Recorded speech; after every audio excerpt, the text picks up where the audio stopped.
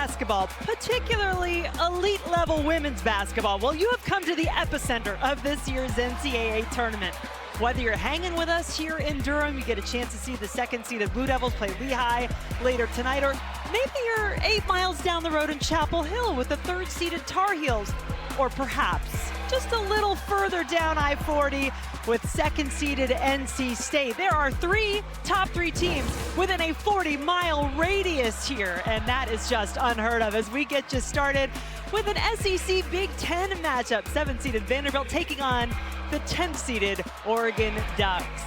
Oh man, there is nothing like March Madness. Delighted to be here from our high perch at Cameron Indoor Stadium. Jen Hildreth, former Clemson Tiger Kelly Gramlich. Vanderbilt now back-to-back NCAA trips under their head coach Shea Ralph. And for Oregon, let's remember, they had a little magic in this building before. Back in 2017, pulled off a couple of upsets, went to the Elite Eight as a 10 seed. We'll get more into that because Oregon's trying to rewrite some magic, but this game really is a clash of styles. You look at Oregon, they don't score that many points. They want to make it a gritty half-court game led by Deja Kelly, a veteran who has played in many NCAA tournaments during her time at North Carolina. And how about Vanderbilt? They're 7th in the nation in scoring, led by superstar freshman Michaela Blakes, just named an All-American. What can't she do? 2 50-point games this year, 5 30-point games, and she is playing in her first ever NCAA tournament. A program-changing type player, according to her head coach, Shea Ralph. But as you said, first ever time on this NCAA tournament stage. So what will we see from Blakes and the Commodores as the 7th seed, their highest since 2012. Shea Ralph, what an incredible winning pedigree this woman has as a player at UConn, an NCAA champion, and then obviously an assistant coach there for a long time, 4th season at Vanderbilt. Kelly Graves, one of the good guys at NCAA women's basketball, 11th season with Oregon, and let me tell you what, this 2-time Pac-12 Coach of the Year knows a little something about winning as a double-digit seed, 9 wins more than any other active coach. Off we go from Cameron Indoor Stadium. Not surprisingly, the 6'8" Philly Che gets the tip for the Oregon Ducks, second tallest player in this NCAA tournament. And height is on the side of the Ducks. They will take a 3 on their first possession, though, and knock it down. That is big for Oregon. They only shoot 30% from beyond the arc, but knocking down a 3 early, getting their offense going. Starting lineups brought to you by Capital One. You see the starters for Vanderbilt. Blakes and Camille Pierre, a dynamic duo, both averaging over 20 points per game. Waba Oliver, a former Duke Blue Devil, by the way, and Ayanna Moore, who played great during the SEC tournament. Pierre to Blakes, took some contact, doesn't matter. She has her first 2 points of the NCAA tournament. There's that duo, Jen, the highest scoring duo in the country. Michaela Blakes, Camille Pierre, get used to those two playing with each other tonight. And there is your starting 5, brought to you by Capital One for Oregon. And of course it's fitting. Michaela Blakes scores Vanderbilt's first points of this year's NCAA tournament. Doesn't take long to get on the board with her first tournament points. Just so excited to see this young freshman. She is truly one of the most electrifying players in women's college basketball this season. Averages over 23 points per game, but this offensive set will be cut short thanks to an illegal screen. Jordan Oliver getting whistled for the foul. Jordan Oliver used that shoulder, stepped into the screen. When you're setting a screen, you've got to stay still. Let your teammate use you. Amina Mohammed, Nani Falatea, the player that hit the first 3. Peyton Scott with the ball here. Both Scott and Deja Kelly, the former North Carolina Tar Heel, 2,000-point players in their career. Here is Kelly. Can she get hot in the NCAA tournament? As you said, a ton of experience, and she knows this gym well, having played just down the road. This is her 4th game in Cameron Indoor in her career. She's been playing great as of late, Jen. 18 points per game over her last 5, trying to end her career on a high note. Foul on that shot attempt by Blakes. That is on Kelly. You know, she had a little bit of a quieter game the last game for Oregon, which is a loss in the Big Ten tournament against Indiana at 7 points. But prior to that was averaging 20.8, had 6 straight in double figures. Wants to get back to that a bit. Blake's, by the way, also an excellent free throw shooter. 89% from the line on the season. And she's prolific. She gets to the line often because she gets downhill and can get to the rim basically whenever she wants. When you look at her 50-point game, she did a lot of damage from the free throw line in those games. Vanderbilt actually a little bit off, it looked like, in the way they were trying to set that press. Oregon broke it just like that. And that Vandy wants to force turnovers. They forced 21 a game. They want to cause some chaos with the press, but didn't do it there. Oregon able to handle it. As you said, now it is the Ducks with the takeaway. Kelly looking for some options. Muhammad calling for it inside at 6'4", has the height advantage. It's tapped out by Vanderbilt, so it'll stay with Oregon under the basket. Look for Vanderbilt to front Oregon's post players. Vanderbilt does not have a lot of size. They start 6'2", Camille Pierre, basically at the 5 spots. They're going to have to front Philly Che and these other bigs for Oregon that have the size advantage. This is Che, put the ball on the floor. That's where the guards can come and grab it, and that's what happens as Ayana Moore takes it away. Second turnover by the Ducks.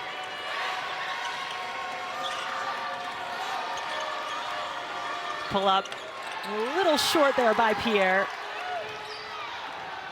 The other half of that dynamic 20-point scoring duo for Vanderbilt. She averages 20.5 to go along with 23.2 from Blake's. This is the pace Oregon wants. This game has been played in the half court, very little transition action so far. Che had her hands on the rebound but couldn't put it back. Now quickly the other way, Oliver, the former Blue Devil, full speed ahead toward the basket. A little out of control in the end.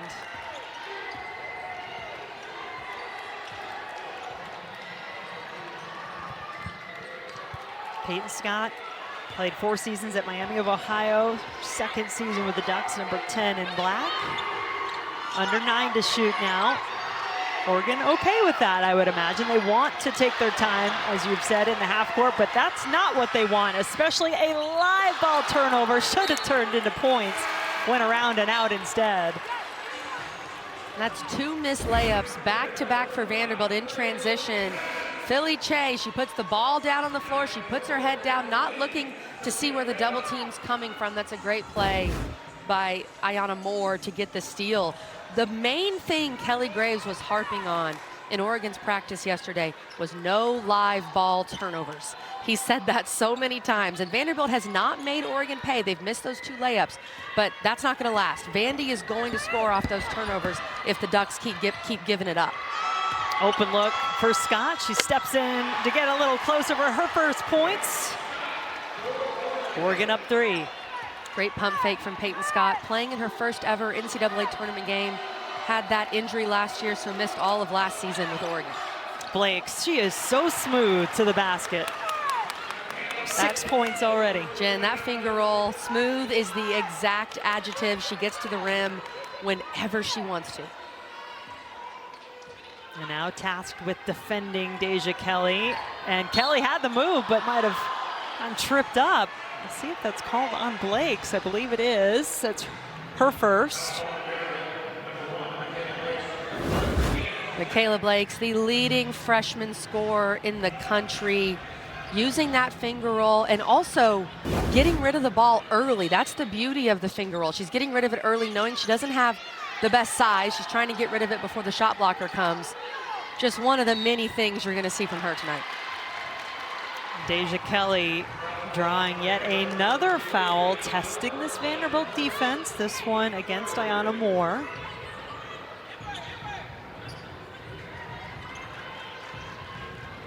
Three team fouls in the quarter for Vanderbilt.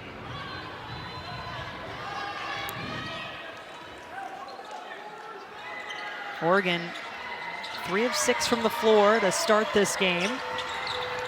Trying to go inside to Che, the pass off the mark, but it's recovered by Scott, and it will stay with the Ducks. 11 seconds on the shot clock.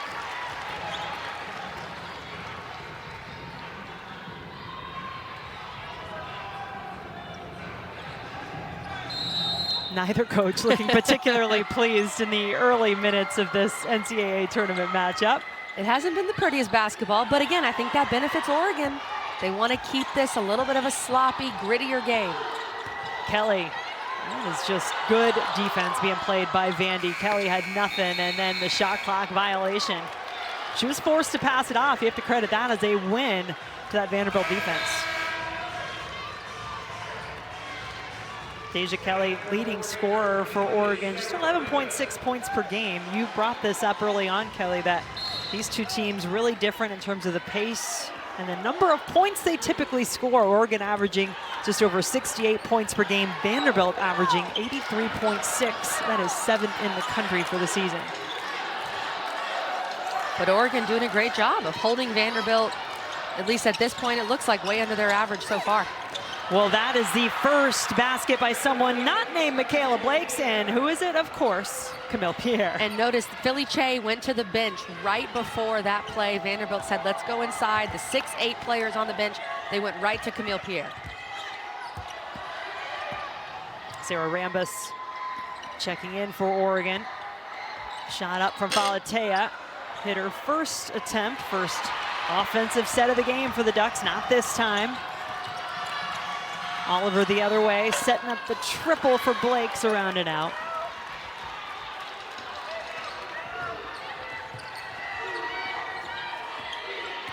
Rambus calling for it. Kelly takes it. A lot of one-and-done possessions. Only one offensive rebound total in this game so far, and that goes to Oregon. And Oregon just one of their last 7 from the floor. 2 minutes without a basket. All right, Jen, you've heard of deja vu. How about Deja's view right here? Knocking down the bucket, the NCAA tournament veteran, Vandy and Oregon in a close one.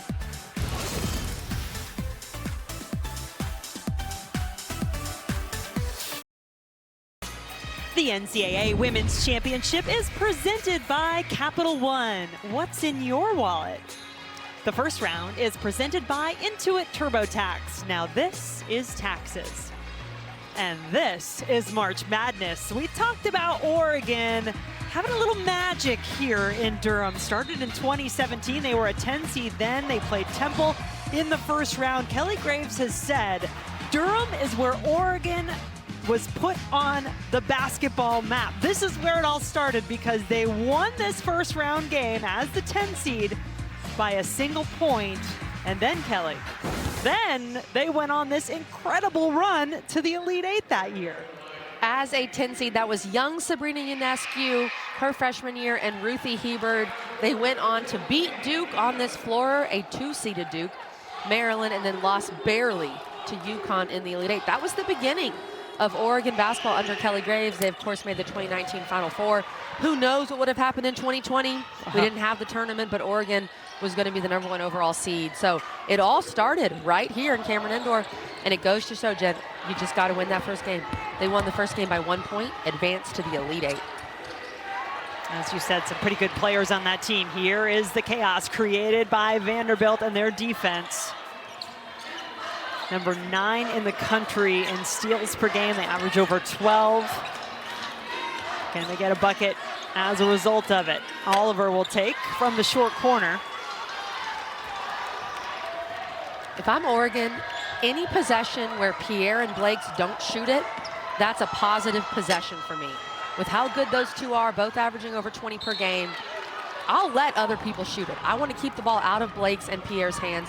So far, Oregon doing a pretty good job of that. Yeah, Michaela Blakes has just about all the points, 7 of the 9 for Vanderbilt so far. Pierre has the other 2, so can Vanderbilt win with somebody else scoring? Could be the question that gets answered here tonight.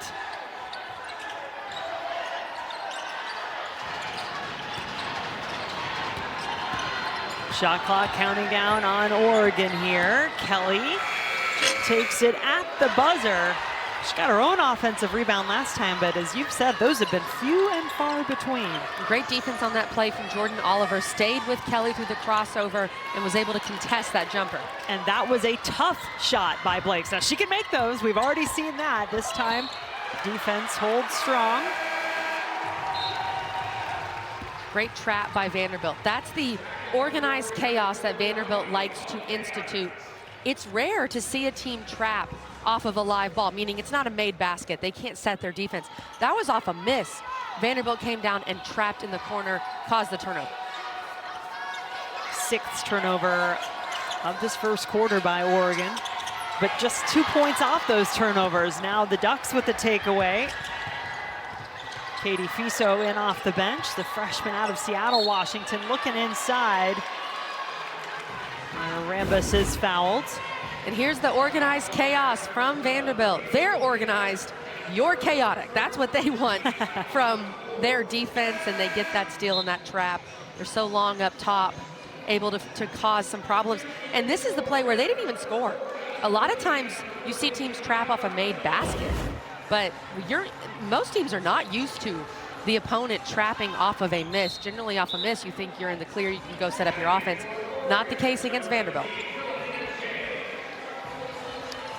Still just a 2-point Vanderbilt lead. Oregon with the hot start made their first 2, but have since gone 1 of 9 from the floor. Che back in the game. The 6'8" senior out of Canada, originally from Ghana. Blakes is in there defensively and drew the contact here and got the foul called on Che.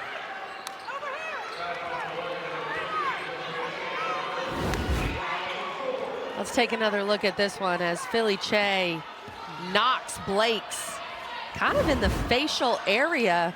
They may have wanted to take a look at that. They obviously didn't, but Blakes drew that foul. The 5'8" Michaela Blakes defending the 6'8" Philly Che in the paint, and she got the better of that battle. Turnover here, though, give the Ducks another chance. 4th turnover of the game by the Commodores.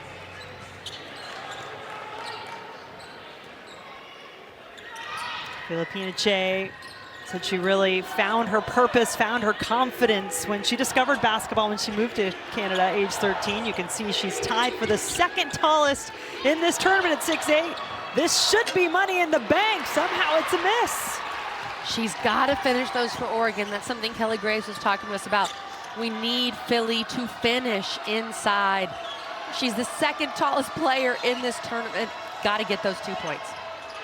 The Ducks, just 1 of their last 10 now from the floor. Managing to keep it close. It's a grind it out type of first quarter here in Durham so far, which favors this Oregon team. Fiso, the freshman, finding her way to the basket. That was an impressive take from young Katie Fiso, the number 31 recruit in this year's freshman class. She's had a few games in double figures. They're going to need some offense from her. That was nice. Gatorade Washington Player of the Year last year at Garfield High School from Seattle. Under a minute to play in the first quarter, tied up at 9.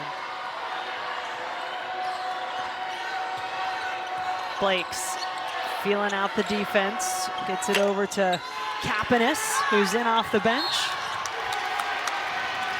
Grad transfer for the Commodores, and not much falling on either end of the floor. This is quite the play from the freshman, Fiso. One hand the whole way with the left. Oregon's got to be aware, especially their bigger guards. Fiso has good size. This team, Vanderbilt, does not have a lot of size. They're missing Sasha Washington. They lost her at the beginning of the year due to a blood clot, and she's redshirting this year. These bigger guards have to continue to attack the paint for Oregon. Foul was called on Kapanis. That is why Deja Kelly is at the free throw line. I mean, how often did we see and say Deja Kelly at the free throw line when she was playing for the North Carolina Tar Heels, where, by the way, she was a 3-time All-ACC first team selection. 3 of her 4 years there with the Tar Heels. Hasn't gotten to the line quite as much in this year with Oregon, but gets a couple of free throws here. 4 points in the game for Deja Kelly.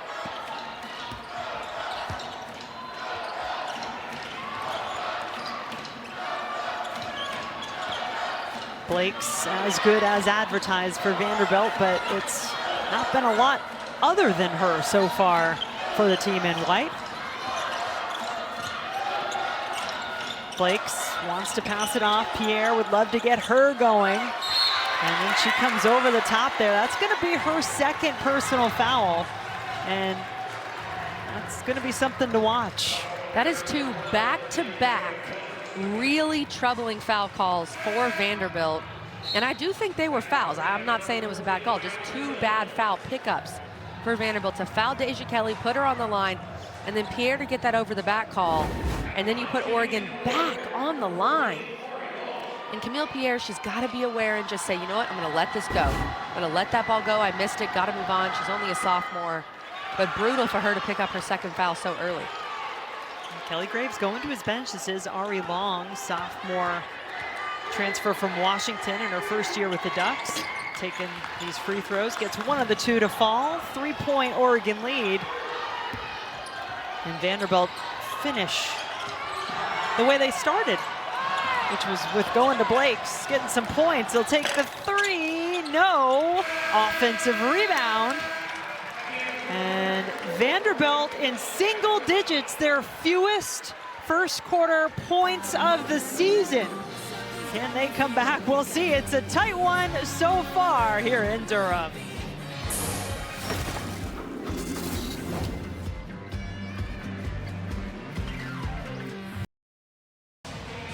Let's check out how Vandy is moving on. Brought to you by United Airlines. Coming off of the SEC tournament. Got a win in the second round before losing to the top seed and eventual champ, South Carolina, in the quarterfinals. But Kelly, you brought up a good point when we were talking about this in the break, that both of these teams have had a little bit of time since they were last on the floor, and I think it showed in this first quarter. It's about a 2-week break for most women's teams, especially at the Power 4 level. You play your conference tournament that first week of March, and then you kind of sit around and wait. And I think we're seeing a little bit of that rust from both of these teams early. Vanderbilt ending the first quarter 0 for their last 8. Trailing Oregon by 3. So let's see if both teams have found a way to regroup and maybe move on from that first quarter now. And the big thing to watch with Vanderbilt in this quarter and what Shea Ralph does is with Camille Pierre. 2 fouls, their second leading scorer, one of the best players in the SEC. I feel like you've got to be safe. You've got to keep her on the bench. But Oregon, they need to do what they just did, attack the paint with Pierre out. That is the first points of the game for the junior Amina Muhammad out of DeSoto, Texas. Transfer from Texas. A couple of transfers as a part of this Oregon team. It's now a 7-0 Oregon run to take the 5-point lead. Moore can also be a spark for this Vanderbilt team, and some contact underneath after the whistle there. Ayanna Mitchell getting tangled up with one of the Oregon players. What do you imagine, Kelly, was the conversation that Shea Ralph was having with her team there at the quarter break? I think it started with BOE. Bring your own energy. It didn't feel like Vanderbilt was bringing that much energy in the first quarter. Yes, Michaela Blake, she got them going. She had 7 points, but no one else is doing much. And for Vandy, shots aren't falling, 20% from the floor. You've got to bring the energy defensively. That's what Vandy's done all year. They force turnovers. They have to find a way to get back to that. Pick up some points from the free throw line. Gets Vanderbilt into double digits at least. It's the 4th single-digit quarter, over 129 quarters this year for Vanderbilt. And the hard thing for Vandy is they haven't been scoring, so they haven't been able to set their pressure. Now, off of those free throws, they can set their full court pressure. First points of the game for Ayanna Moore, who averaged 19.5 in those 2 SEC tournament games. So Oregon breaks the pressure and does a little bit better. Fiso with another drive to the left. Fiso has had 2 ridiculously good finishes on the left side for this young freshman. And as low scoring as that first quarter was, that sits better with Oregon, who wants a lower scoring game, a slower paced game. You can imagine that the nerves, the anxiety levels starting to rise a little bit for Vanderbilt. Team accustomed to scoring a much higher clip. They get the takeaway here. Blake's on the move. Goes around a couple of defenders, gets the roll. That is ridiculously good. Michaela Blakes gets the steal, freshman on freshman crime, reads that pass from Fiso, takes it all the way to the rim. Incredibly difficult finish. 9 points in the game for Michaela Blakes, who you never know when you might get 20, 30, even 50 points from this freshman, as she had not one, but two 50-point games during this SEC season, both of those against conference opponents on the road. And Jen, I was so impressed with Michaela Blakes when we talked to her after practice yesterday. So poised, so mature. Look at that shot for just a young freshman. And we talked to Shea Ralph. Shea Ralph was an assistant at UConn for many years, coached all of the greats that you can think of for the most part in the last 15 years at UConn. She compared Michaela Blakes' mentality and mindset to that of Maya Moore. You cannot find higher praise in the women's game than that. She said Michaela Blakes just has it. She has the competitiveness, she has the drive, the work ethic. When you get compared to Maya Moore, great things are expected from you. And we're seeing that from Michaela Blakes so far. Well, Shea Ralph herself, an incredible competitor. You mentioned that she was an assistant coach at UConn, also played there, won a national championship in 2000.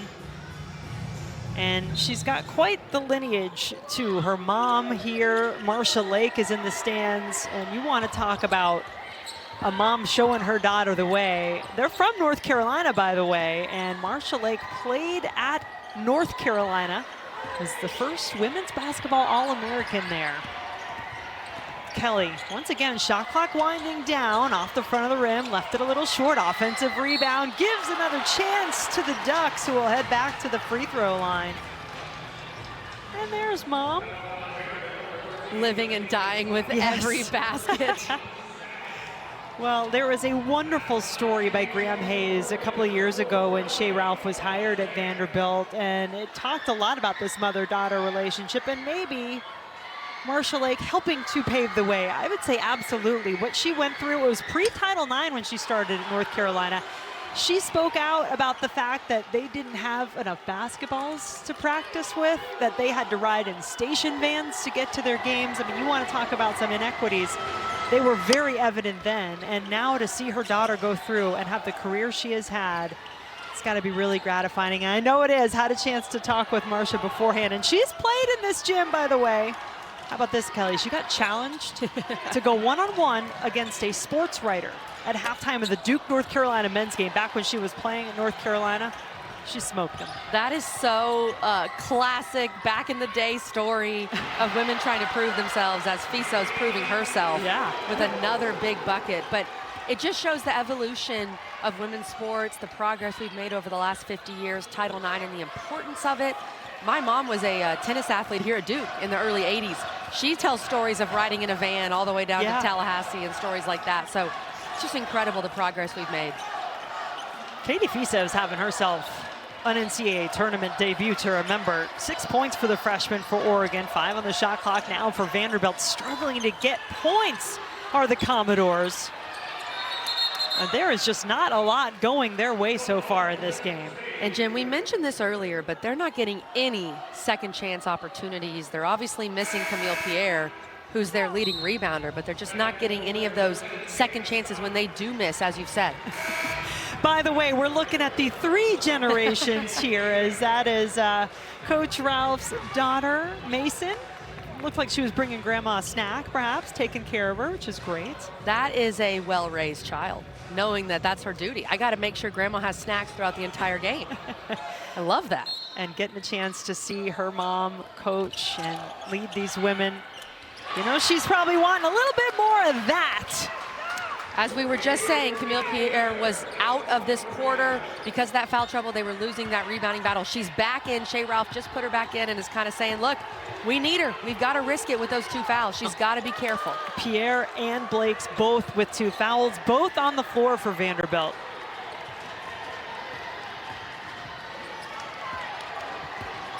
Commodores just 5 of 20 in the game, 25%. As Deja Kelly and the Ducks need a shot, won't get it off in time.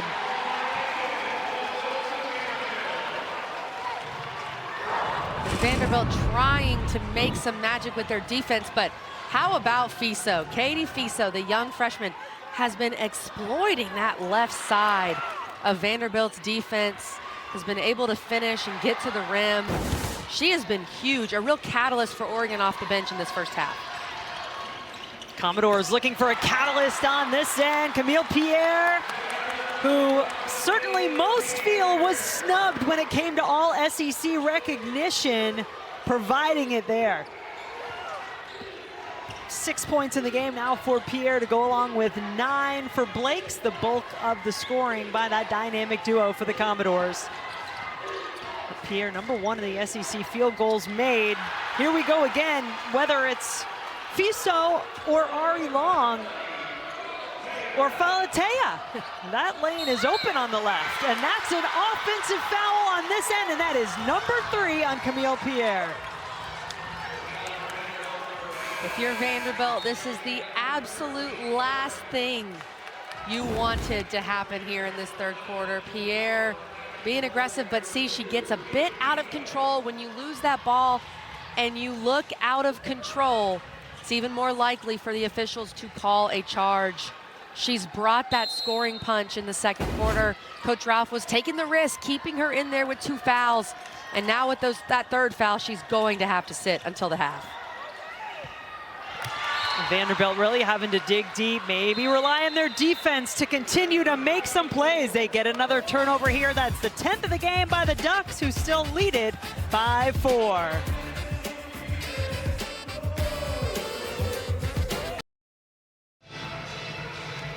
Back here in Cameron Indoor Stadium, Oregon up 4 on Vanderbilt. Kelly Graves, head coach for the Oregon Ducks. He's had a lot of success as a double-digit seed in the NCAA tournament.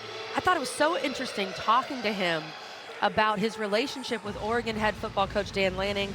Obviously, Oregon, one of the best football programs in the country. And Dan Lanning, a younger coach, understands how the world works right now. Kelly Graves has been in the business for a while. And he was talking to Coach Lanning about how to handle this new world. And basically, Dan Lanning said, Kelly, you got to embrace it or you got to get out. You kind of got to get over it and just embrace this new world order, embrace the portal, embrace NIL. And Kelly Graves agreed, and he's been able to do that the last couple of years. They've got quite a few transfers on this team. Deja Kelly, Peyton Scott, their 2 leading scorers. So he's in it for the long haul. He wants to continue to build in this new era of college sports. Beautiful offensive set there, finishing off with another 2 from Blakes, who's in double digits now. And I think, yeah, it was something along the lines of, Kelly, suck it up. Yes. Because you still love this, and he does. Fiso continues a perfect performance so far in this NCAA tournament. She's 4-4. And in this new world order, there is a balance. You got to hit the portal, but you've got to recruit the best players in your region, and that's Katie Fiso, who is a true freshman from Seattle, as you said earlier, Jen. Big-time recruit, and she has been great so far for Oregon in this game. And you know who's starting to get cooking for Vanderbilt. Blakes has taken the ball and not let go the last couple of times. Scored back-to-back buckets for Vanderbilt. Inside the Ducks go. Nina Muhammad is fouled.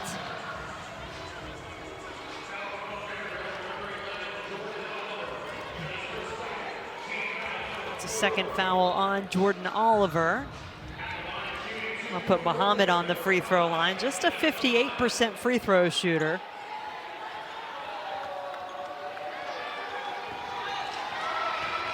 Junior, transfer from Texas. A little strong on the first. Well, coming up at halftime, we've got Degree in the studio. Kelsey Riggs-Cuff, Muffet McGraw, Megan McKeown. We'll have you covered. Oh, is there some concern for Olivia Miles in Notre Dame? That's one thing to watch. And then Georgia Amore absolutely went off, but Kentucky still nearly lost on their home floor earlier today. The ladies will get you all caught up on all the happenings across the NCAA tournament first round. What a great crew in studio. I hope that everyone's keeping Coach in line. Normally it's my job to get her food and drive her places, so hopefully they've got that covered. Olivia Miles turned her ankle a little bit in that first round game. Nia Lively said she's okay, but that's something to watch and keep an eye on. And Jen, Kentucky, they came very close to losing on their home floor. It just shows It's March, and right now we've got what looks like, if this score were to hold, obviously a lot of basketball left, could have a seeded upset here in this game. It's March, baby. You never know what can happen in March Madness. The mascots doing their part. The Oregon Duck has been talking to the officials consistently. Oh, well. I don't know what he's saying, but like you said, Jen, he's trying to do his part. Or at least pantomiming talking to the officials, which maybe is not so bad. There's a triple for the Ducks. That's how they started the game. Not necessarily what they're known for, but they'll take it from Sophia Bell. Second made three for Oregon, only shoot 30%. Vanderbilt has yet to connect on a three ball. That's a big difference in this game, too. Now, this is a jump ball called by our officials. Tiffany Bird, Nikisha Thompson, Meta Christensen, by the way. And as we get going in Durham tonight, this is just the beginning. In the state of North Carolina, that is where you want to be. They love themselves some hoops, and why not? Look at all the teams in the tournament just here within a 40-mile radius in the triangle. 3 women's teams, top 3 seeds, first time ever. Duke, North Carolina, NC State, all been top 3 seeds and are hosting. They'll get going in Reynolds and Chapel Hill tomorrow. First round action, first 4 already happened at North Carolina, and the threes continue to fall for Bell, who, by the way, is a 29% three-point shooter on the season. Oregon has come out to Tobacco Road and said, hey, let's make it about us. Let's have people talking about Oregon like they did back in 2017 when they made that special run. This is some of the best offensive basketball that we've seen Oregon play in quite a few games. Kelly Graves wanted to see that magic that this program started in Durham back in 2017. And they are loving the way this one has gone so far. The Ducks a 7-point lead. The team that wants it more, the team that is more excited to play, wins in March. And what we're seeing so far in this game, Oregon is more excited to be here. They feel like they're bringing more energy, and that's what reflects in the score right now. Blakes wanting to take this Commodore team on her very capable shoulders, but the rebounds continue to be heavily in favor of Oregon. 19-11, a +8 advantage on the glass. Can Vanderbilt find their way through some frustration here in this first half? Obviously, Vanderbilt missing Camille Pierre, who's on the bench with those 3 fouls. We've talked about Michaela Blake. She has 13 points on 5 of 10 shooting. Ayanna Moore is someone that needs to step up for me if I'm Vanderbilt. She's kind of the third player of the big 3. She has 22 games over 10 points this year. She can do it. She needs to try to be more aggressive on offense to take some pressure off Michaela Blake's. Peyton Scott on the line, makes the first. Well, for the 5th straight year, every NCAA Women's Championship game is on the networks of ESPN. For more information, you can go to ncaa.com, your home for all 90 NCAA championships. Scott, an 83% free throw shooter. Good one to have on the line if you're Oregon. Hits them both.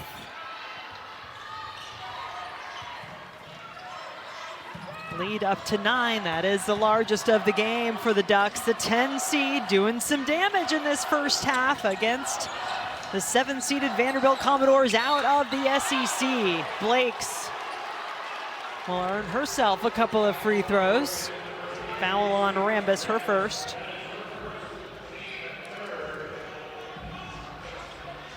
Vanderbilt just trying to stay within striking distance at this point before halftime.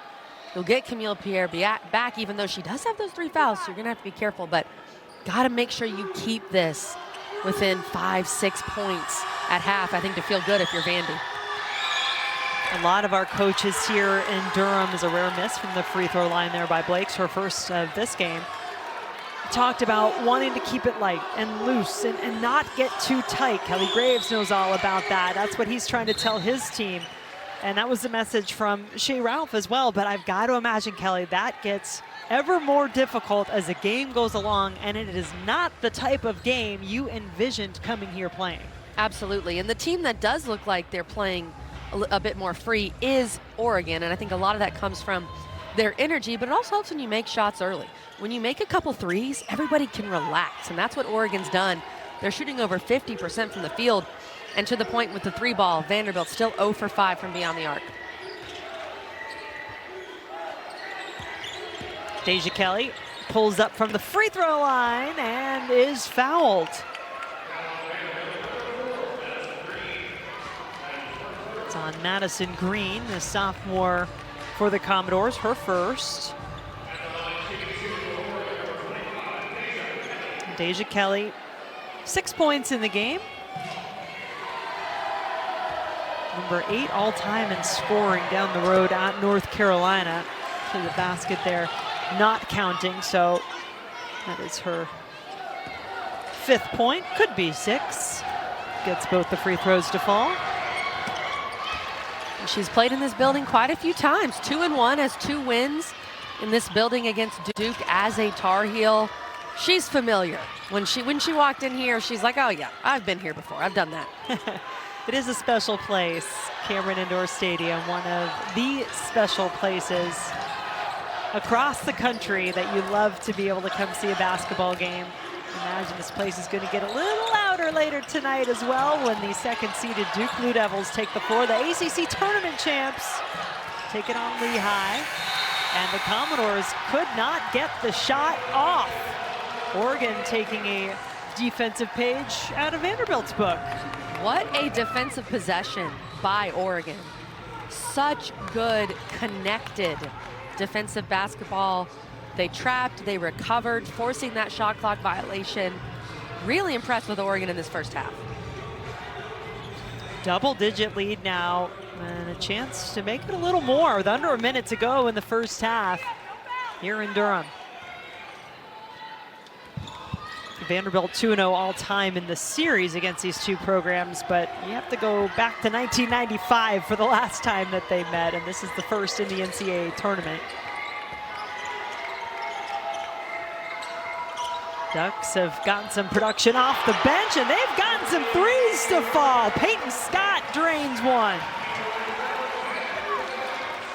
7 in the game now for Scott, and the Ducks feeling it here in the first round. Their fans on their feet as this first quarter gets ready to come to a close, and even a jump ball gets that excitement level a little higher.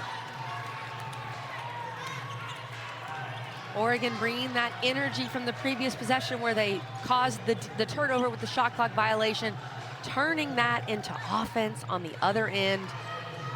They've knocked down 4 threes. Jen, they're shooting nearly 55% from the floor.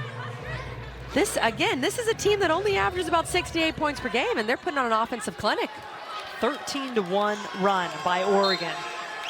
Possession arrow favored Vanderbilt. They'll keep it. 8.9 seconds to work within the quarter. No Pierre on the bench. There is Moore, who you said you'd like to see get going for Vanderbilt. Cardinal Sin fouling a 3-point shot. She'll have 3 free throws coming. Not just fouling a 3-point shooter, Jen. Fouling a 3-point shooter with 4 seconds to go. It's a double whammy. In the first half, Kelly Graves with perhaps some choice words there for the official.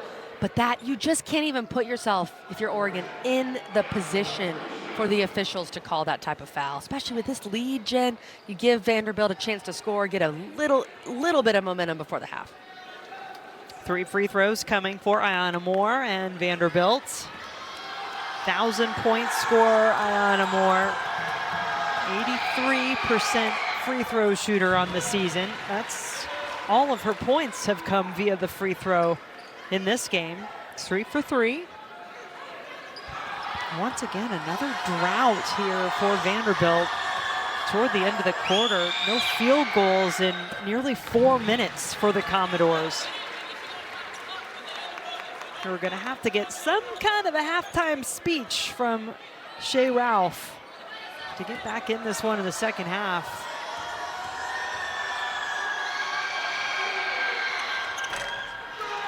First miss from the free throw line for Moore. And the Ducks will hoist one up from midcourt. That won't go, but plenty did in this first half as the 10th-seeded Oregon Ducks have a 9-point lead over 7th-seeded Vanderbilt. March Madness is here. The Ducks hoping their magic in Durham can continue. But for now, we're going to get to the Kelsey Riggs Cup and the crew in the studio.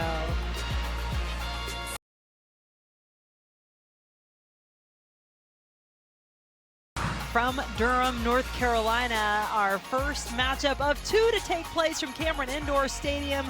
The 10th-seeded Oregon Ducks with the advantage over 7th-seeded Vanderbilt after the first half. Jen Hildreth, former Clemson Tiger, Kelly Gramlich here with you. And Kelly, we said it would be a contrast of styles. Oregon with the advantage so far, really on both ends of the floor. That's so true, Jen. And Oregon, they've played in this more of a half-court game, which is what they want, but they're executing so well in the half-court on both sides of the ball. Defensively, they have been phenomenal. Look at all 5 Oregon Ducks and how connected they stay on this possession where they're going to force a shot clock violation. They switch on that DHO. They continue to stay on their man and stay in front of their ball. Continue to be so connected. You look at all 5 of them here. Every Vanderbilt player is accounted for. 6 seconds left on the shot clock. They're going to go ahead and trap this ball screen, which I love because it creates even more chaos. Vanderbilt cannot get a shot off. You see the excitement from the Oregon bench. Those are the types of defensive possessions that Oregon's had a lot of in the first half, and it's really limited Vanderbilt offensively. Let's check out tonight's game track, brought to you by Invesco QQQ. This tells the story pretty well. Oregon getting some contributions off their bench. Katie Fiso, chief amongst them. Blakes is doing her part, but the rest of the Vanderbilt team struggling, and they have yet to hit a 3 in this game. Deja Kelly, former North Carolina Tar Heel, ball in her hands to start the second half for Oregon. She has struggled to make her field goals. Just 1 of 6 from the floor, but it's gotten 4 points from the free throw line. And Camille Pierre back on the floor for Vanderbilt, starting this second half with those 3 fouls. They need her to stay on the floor in this second half. If she can't, Jen, I really do not see a way for Vanderbilt to come back in this game. They need her out there. Commodores only team with 2 players averaging over 20 points per game. Pierre right there in a position where there was not much she could do, so she did what she could and did not commit the foul, as the 6'8" center, Philly Che, had her first points and now gets the rebound on the other end for Oregon. And that's smart basketball and good coaching. You go at Pierre. Philly Che was being guarded by Pierre. She has 3 fouls, go right at her. They go inside again, Che. We have seen glimpses of the dominance that she can bring inside. Saw that on her senior night, had 20 points, 25 rebounds in a win against Rutgers for the Ducks in late February. But averaging just 7.5 points on the season, Che. Triple. Commodores could use a few of those to fall. They average 7 3-point makes a game. That's a good play by Camille Pierre. Keeping Deja Kelly on her toes, not sure if she was going to fully commit, and then stayed in the passing lane. A lot of Commodores touching the ball on that possession, and they get an offensive rebound. Jane Waba, the grad transfer from Pepperdine, pulling it down. Camille Pierre has 3 fouls, and Oregon goes right at her first play of the second half. Let's get the ball to our 6'8" center and let her go to work. Philly Che, really not much of a story in the first half. Played just 6 minutes, missed both of her field goal attempts. Will she be more of a story here in the second for the Ducks?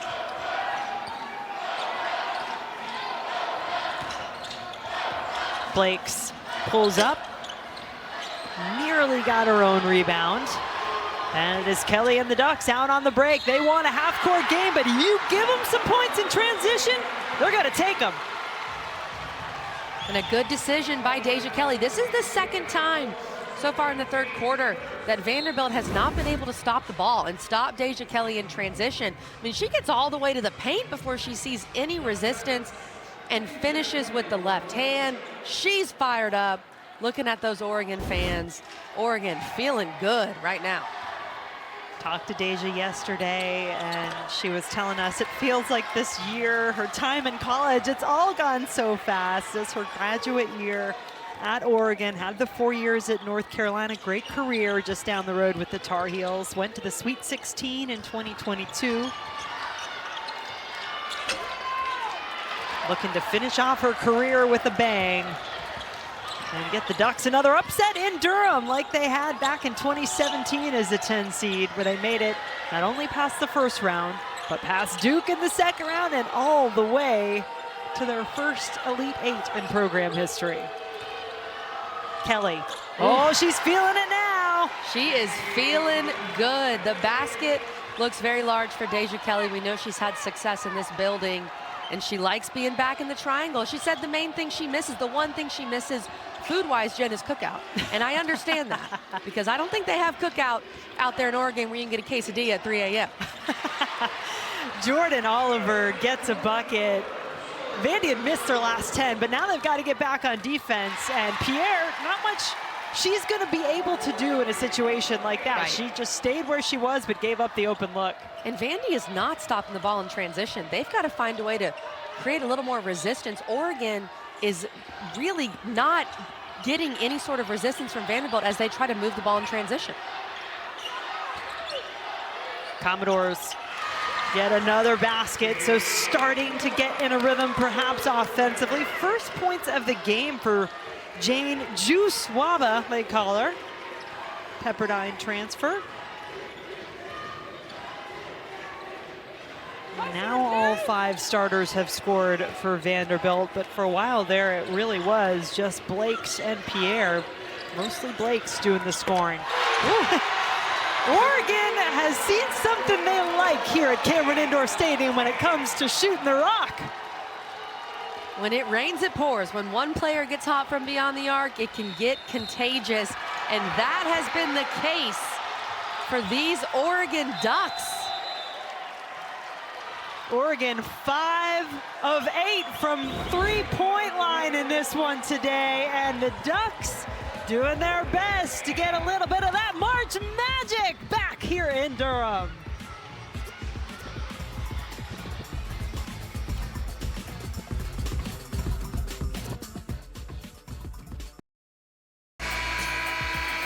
Oregon up 19 on Vanderbilt. Really a shocking turn of events thus far as the Duke assistant coach is looking on. Second seeded Duke will take on Lehigh later tonight. That one slated to start around 8 o'clock Eastern over on ESPNU. And look, you talk to Kara Lawson at all, she's going to bring up this excellent sisterhood of assistant coaches that she has on her side. Absolutely. Almost all of them have been head coaches. Tia Jackson in the middle, one of the most, well, really all of them, really well-respected assistant coaches, but she's been a head coach. She coordinates their defense in a lot of ways. And so these coaches, they're scouting. I think a lot of people, maybe not Oregon fans, okay, but I think a lot of people a bit surprised by this score, just the way that Oregon plays. I thought Oregon had every chance to win the game. I didn't think it would be this way. And part of it is because Vanderbilt has just not been able to score. And this is a team that averages 84 points per game. Blakes hits the first triple of the game for Vanderbilt. Will that be something to kickstart this Commodore offense? When you have this type of deficit in the second half, you're going to have to make threes. It starts with your defense, though. They have to get stops. That's been one of the big issues for Vandy in this game. But to get back in it, the triple has got to fall. That was a good baseline out of bounds execution by Vanderbilt.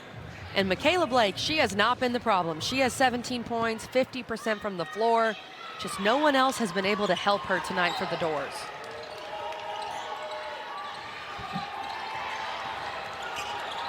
You can see Waba trying to get after it defensively. Che at 6'8", catching it far away from the basket. That's where Vanderbilt would like it. 3 on the shot clock. Deja Kelly realizes it, lost it. Blake's on the run for Vanderbilt. Working some points in transition. No, somehow that does not go in. I'm still not quite sure how. So composed all the way into the basket off the steal for Blakes, but unable to get the layup, so the Commodores still with a lot of ground to cover here in Durham in the third.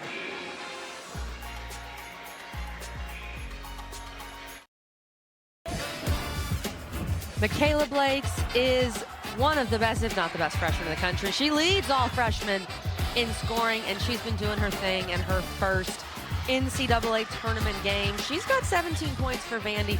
She's 50% from the field, just hit this big three as they're trying to claw back in the ball game. But she's gonna need some help. Right now it's Michaela Blakes and really no one else for the Doors. Can see the difference there. The rest of the team really struggling. 17 points for the SEC Freshman of the Year, and on cue, her running mate, Camille Pierre, adds a couple. That is exactly what Vanderbilt needs. Pierre averages nearly 10 rebounds per game. Vandy has struggled on the glass. They've got to get some second chances. That was a big bucket from Pierre. Commodores have trailed by as many as 19 in this quarter. The biggest second half deficit they have overcome this season is 15, so they've got some serious work to do. Che, turnaround won't go. Pierre the rebound. That was good defense by committee for Vanderbilt. They obviously lack size, but they had a lot of different jerseys involved in guarding Che. Blake's trying to go after her own rebound, winds up committing her third personal foul. So now you've got both Blake's and Pierre with 3 for Vanderbilt. Jen, it feels like every foul except for the charge on Pierre that Pierre and Blake's have committed have been 94 feet from the basket. I mean, these are not good fouls. You cannot afford to pick up these fouls so far away from your own rim. And now, of course, as you said, Blake's, Pierre, and Ayanna Moore all with 3 fouls. Yeah, Moore in there as well. Good point. I mean, the rebounding deficit likely was addressed at halftime by Shea Ralph for Vanderbilt, so you understand the effort from Blake's because she's super competitive, as Coach Ralph was telling us. The Ducks executing their offense to perfection. Running it through Sarah Rambis, a 6'3" sophomore. No points in the first half. She did have 4 rebounds. That's her first field goal. And Oregon just continues to attack the paint. I mean, when you've got the foul trouble that Vanderbilt does and you lack size already, Oregon, if I'm Kelly Graves, I'm saying the ball needs to touch the paint every single play because they cannot guard Vanderbilt right now because of that foul trouble. Shot is short from Moore. Offensive rebound. Oliver grabbed it. Dish off. Bucket good. Good draw and kick for Vandy. They're trying to claw back in, as we've said, but it's got to start defensively. They have to find a way to keep Oregon out of the paint and get some stops. Well, the Ducks have made 5 of their last 6 on this end of the floor. Pierre gambled for the steal. And she'll get away with it. Pierre's got to be careful. She can't gamble like that. Not only could it possibly lead to a foul, but it leaves a wide open lane and some of her teammates open to committing a foul. Yeah, you'd think Rambis will take the odds on that shot. That's a tough shot, but it's a make for Camille Pierre. The sophomore who increased her scoring by 11.5 points per game from her freshman to her sophomore year. That was the biggest increase in the SEC, trying to will this Vanderbilt team back into the game. And what a tough shot from Camille Pierre. 2 black jerseys on her. She's able to elevate at 6'2". Such a pure stroke. One of the most talented players in the SEC. The Vandy bench fired up after that. Vanderbilt with some life. 12 points. It doesn't feel insurmountable for Vandy as they're starting to come alive on offense. It is a 9-2 Vanderbilt run. Pierre bringing a little life and energy, as you've said. And let's not forget, yeah, we talk a lot about the 2 50-plus point games for Michaela Blakes, but before those happened, Camille Pierre had a 42-point game that held the school record for 47 days until her teammate Blakes did her thing. But she can light it up, is the point. Now, can Oregon keep their composure We've seen some double-digit seeds in games, making some close games across the country so far. Iowa State comes to mind, but the Cyclones unable to hang on in their game. Oregon determined to see their way through and get a date with either Duke or Lehigh, who'll be the two playing later tonight here at Cameron Indoor. That was a clutch bucket on the other end from Deja Kelly. Oregon called that 30-second timeout, wanted to stop the run, and then came back out with a big bucket from their fifth-year senior. Well, you mentioned the run that Deja Kelly had been on prior to that last game in the Big Ten tournament, and a lot of those, she had 3 consecutive 20-point performances and some clutch performances in there. Blake's can get to the rim, it feels like whenever she wants to. This time she's fouled on the way in.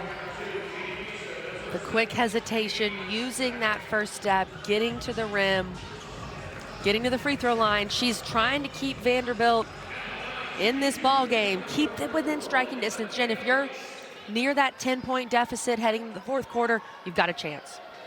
17 points in the game for Blake's. She is 4 of 6 from the free throw line so far tonight. Coverage of the NCAA Men's Basketball Championship continues on CBS, TBS, TNT, and True TV. For more information on tournament game times and networks, go to ncaa.com. I was just giggling at the little Michaela mouse sign that one of the fans had made. Vanderbilt men, by the way, losing earlier today on the men's side to St. Mary's in a close one.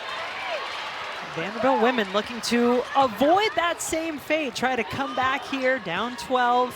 It's been as many as 19 for Oregon to lead it in this quarter, and you can just sense Blake's, Pierre, Moore too at times. There is a certain determination to this crew that is well beyond their years. Moore the only senior, Blake's a freshman, Pierre a sophomore. And that's a great point, Jen. This is a young team. This is just Camille Pierre's second NCAA tournament. Blake's is first. And it felt like the veterans from Oregon were a little more ready to go early on, but Vanderbilt coming alive as we get close to the fourth.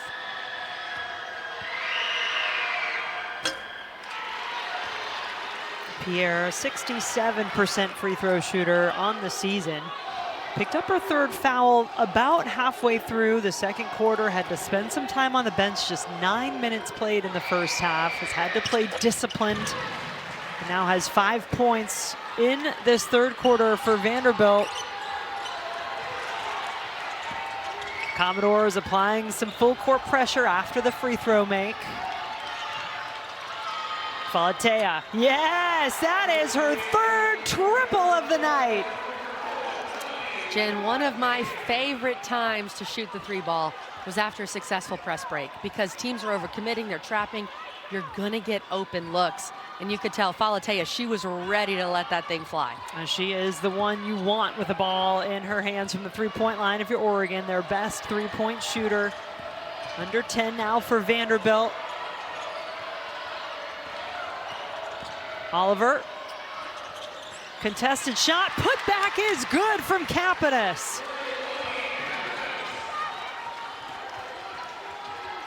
Got to get a stop here if you're Vandy.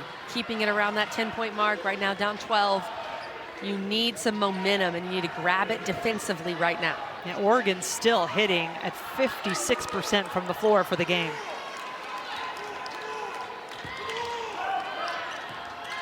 Katie Fiso had some big moments, the freshman, in the first half, and then just look at that defensive effort from Vanderbilt.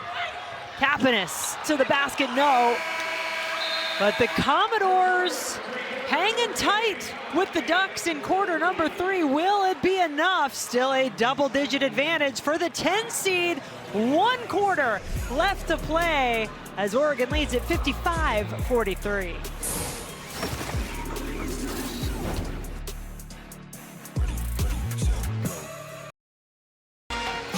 One of these two teams, Oregon or Vanderbilt, has just 10 minutes of basketball left in their season. We are in the fourth quarter. Oregon in the lead, about to start our final quarter from Cameron Indoor Stadium.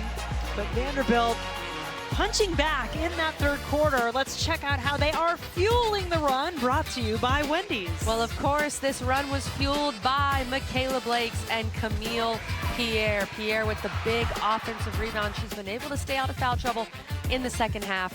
A good pass there by Ayana Moore to Kapanis. And then, of course, it's Pierre. This was a tough shot over 2 Ducks. We've seen some offensive life from Vanderbilt in the third quarter. Do they have enough here in the fourth? Commodores were down 19 in that third quarter. It's a 12-point game now. Another turnover gives it back to the Ducks, and Deja Kelly for 3. Deja Kelly shoots 22% from 3, but it's been that kind of night for Oregon. Everything going their way. They're playing great basketball. They turn that Michaela Blakes turnover into 3 points. 16 points in the game for Deja Kelly as Camille Pierre continues to try to drive this Vanderbilt team forward. Vanderbilt just loses Deja Kelly. They're worried about the other shooters, and the Oregon Ducks absolutely love it. That's how you start the fourth quarter. When you feel like a team has a little bit of hope, like Vanderbilt did after the third, come out there, get a turnover, hit a 3, and remind them that really Oregon's controlled this entire game. Oregon is a team with a lot of older players, a lot of transfers coming into this Ducks program. So there is some NCAA experience, although largely with programs not named Oregon. For a player like Deja Kelly, her 5th NCAA tournament. And the Ducks coming off their worst year ever under Kelly Graves last season, went 11-21 overall, 2-16 in their final year in the Pac-12. Didn't even come close to a chance at the NCAA tournament. Came through the Big Ten this year. A timeout called as Kelly Graves wants to talk things over. His team still in the lead, trying to keep it that way here in the fourth quarter from Cameron Indoor.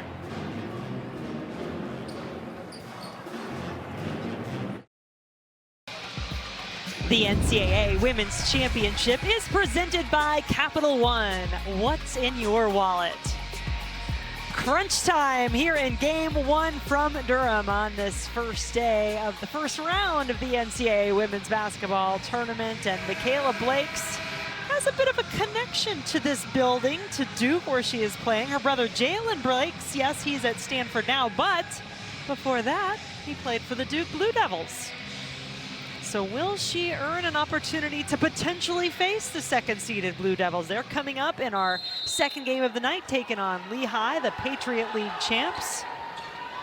But Vanderbilt with work to do in this fourth quarter. They're going to need some magic from Michaela Blakes in these final 8.5 minutes. And I've been saying this the whole second half. First and foremost is Vanderbilt has to get stops. They've got to find a way to be better defensively in this fourth quarter. It's a team that's known for both its offense, but offense that is often fueled by its defense, getting steals, wreaking havoc, causing their opponents to speed up when they don't want to. Blakes just picked up foul number 4. Can the freshman handle it? Will she get the opportunity to? It looks like Shea Ralph is going to her bench. I think she's going to take her out. Yeah, you try to get a few minutes without her, and then around the 5-minute mark, maybe earlier, you put her back in, just depending on what's happening. But to lose Michaela Blakes right now, that is a tough loss for Vanderbilt. The foul trouble, if you're just tuning into this game, the foul trouble's been a huge story here, with Pierre in foul trouble for most of the first half, and then Blakes, of course, in foul trouble too. So Blakes off the floor, Madison Green on in her place, and Blakes 19 of Vanderbilt's 43 points in this game. Anxiously awaiting her opportunity to get back on the floor and hoping her team can make up some ground while she's on the bench. Pierre is able to get a foul called against the Ducks as she and Oliver working together. Third on Bell. With Blakes on the bench and with Vanderbilt needing points right now badly, To me, Camille Pierre has to touch the ball on every offensive possession. I like that set they just ran for her. Get the ball screen at the top of the key and let her go to work. She has 11 points in the game. Kelly averages 20 and a half, 5 of those coming in the third quarter.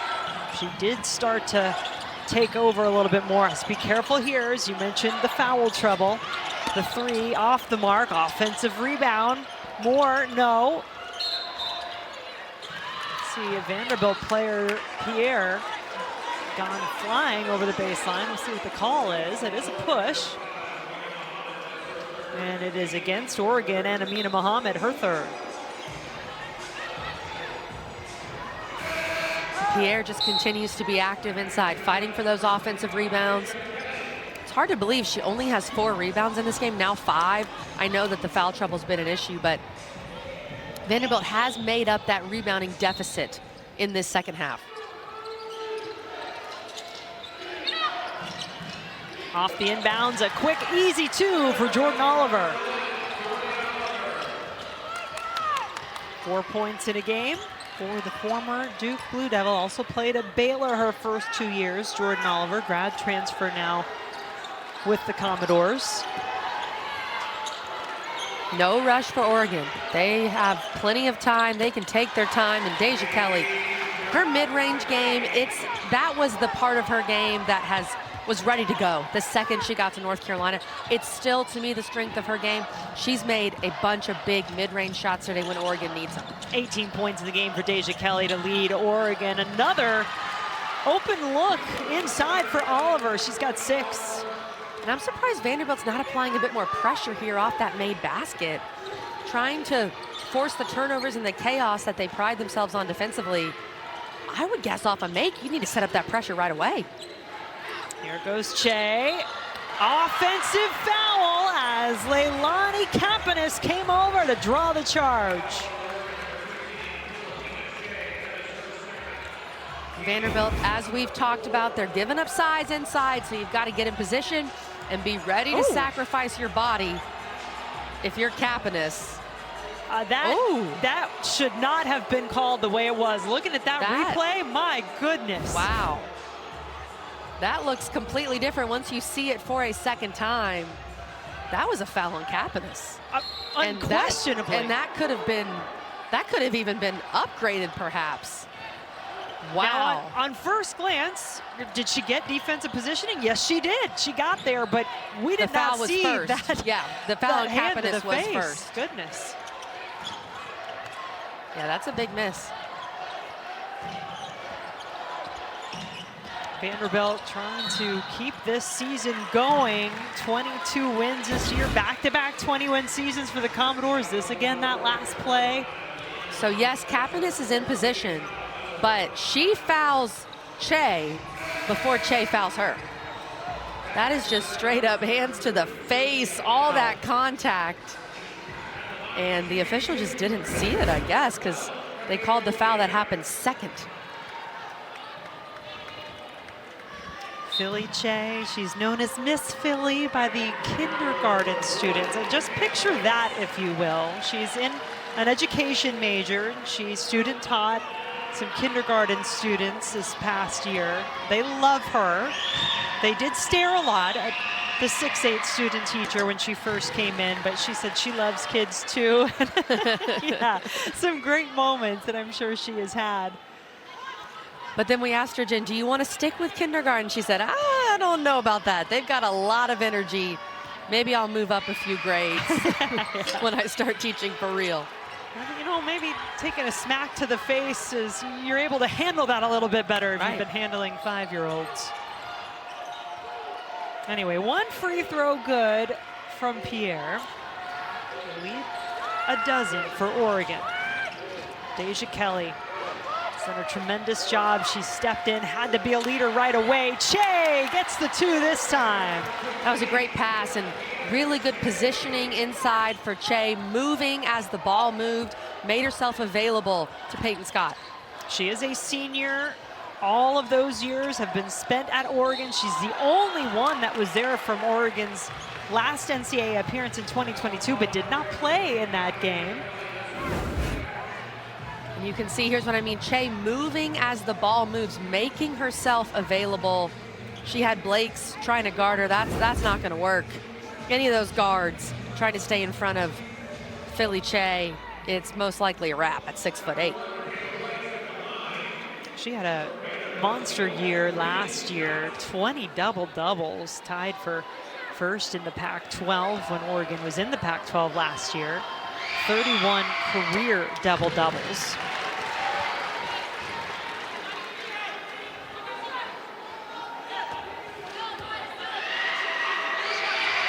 Blake's at the free throw line.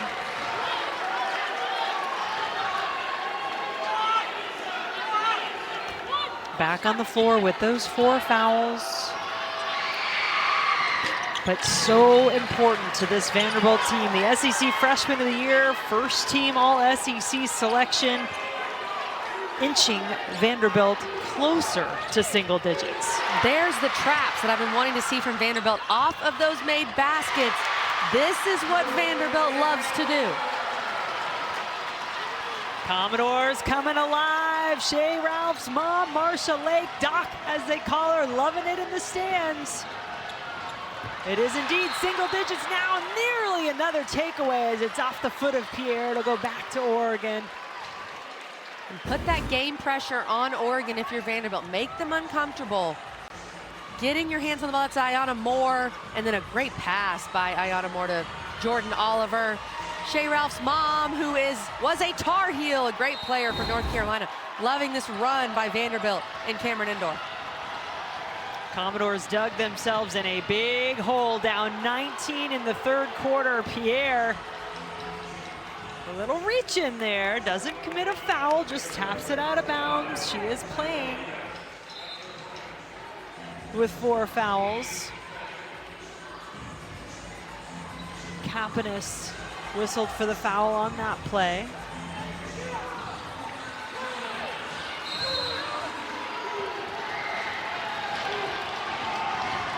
Can Oregon handle the heat that Vanderbilt is bringing right now? Deja Kelly has certainly been able to all game long, leading the Ducks 18 points. More. Kapanis. Inside, yes, it's good off the glass for Camille Pierre. Vanderbilt, they've made their last 4 shots from the field. They're forcing turnovers. This is the closest they've been since the first quarter in this game. 10-2 run by the Commodores. And all of a sudden, we've got a game here in Durham. Make it 12-2 as Oliver goes to the basket off the steal and don't go anywhere. Commodores are here to play.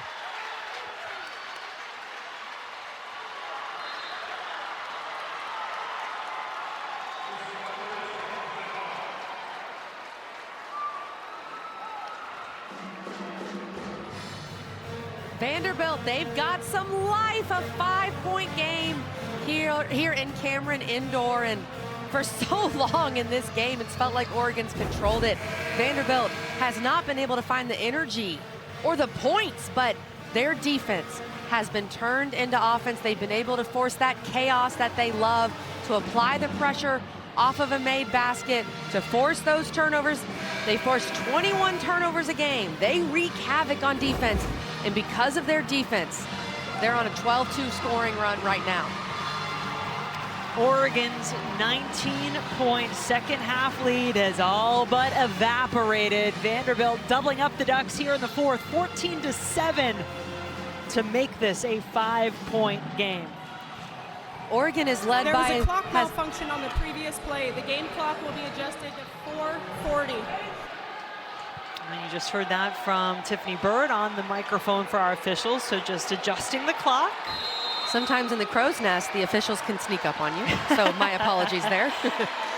Oregon is led by as many as 19, and Vanderbilt has now cut it to 5. So what does Oregon need to do now on this end of the floor? Take their time. They do not need to rush, but they need a bucket. They've been in a drought. Vanderbilt's been able to force turnovers. You cannot have a live ball turnover here. You need a bucket badly. Under 10 on the shot clock. Peyton Scott, 2,000-point scorer in her career, has 9 in the game. That's exactly what Oregon wanted. They used most of the shot clock, and they got a good look and knocked it down. Commodores have been playing with some great momentum, a lot of it generated off of their defense, and an offensive foul called. The screen on Oliver. A tough break for Vanderbilt, and that is a foul every single time. That's the second moving screen called on Jordan Oliver where she's lowered her shoulder, and that is a turnover Vanderbilt could not afford. Philly Che left wide open. Is Vanderbilt gambling on the trap? Good composure from the 10th-seeded Ducks.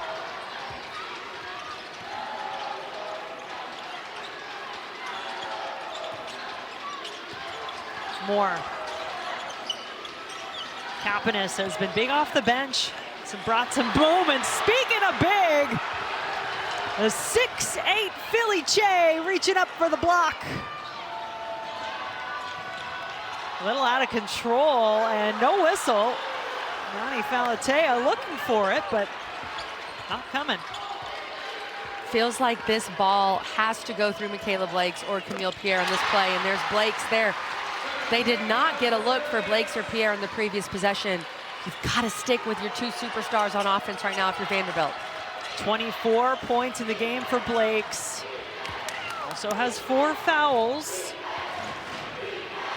The way Vanderbilt likes to play defense, that can be precarious. Scott left wide open. Blakes got a hand on that ball when Shea brought it down. Heads up play, and with the 4 fouls too, but she got all ball.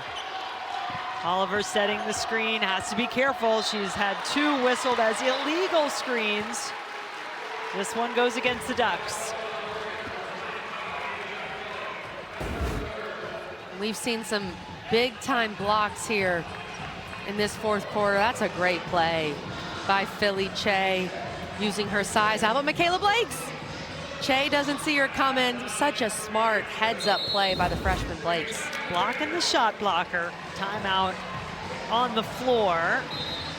Deja Kelly had picked up her 3rd personal foul just before that. Let's give a quick check-in with our studio. What's up, my friends? Kelsey Riggs Cup here in the Vanderbilt. Yeah, Kels, they're making a game of it here in Durham. What else would you expect, Kelly Graham? Like, it is March Madness after all, and seasons are on the line. Absolutely. This 4th quarter has been madness with the way Vanderbilt's been able to force turnovers and use that chaos to score. You look at the Stars, they have delivered despite the foul trouble. Pierre not able to play for a lot of that first half.